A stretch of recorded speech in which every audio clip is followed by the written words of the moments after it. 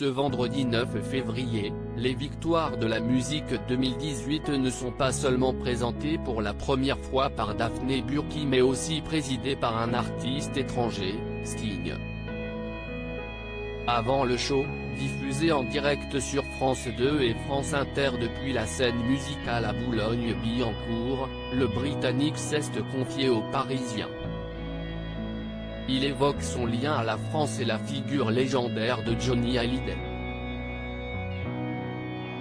Dans le quotidien, Sting rappelle qu'il a écrit Roxanne, l'un des plus gros tubes de The Police, à Paris.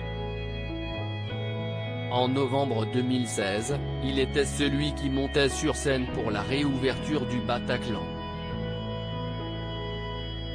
On lui doit aussi le duo Stolen Car avec Mylène Farmer en 2015.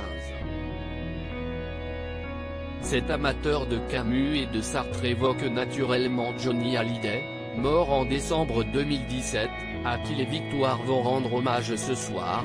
Je ne l'ai jamais rencontré, mais je connaissais sa légende, c'était l'Elvis Presley français, affirme l'artiste de 66 ans.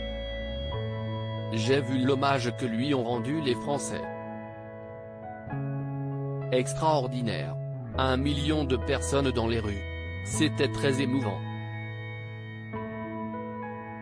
S'il était 1 million sur les Champs-Élysées et jusqu'à la Madeleine où s'est déroulée la cérémonie, les obsèques de Johnny Hallyday ont été suivies par 15 millions de téléspectateurs.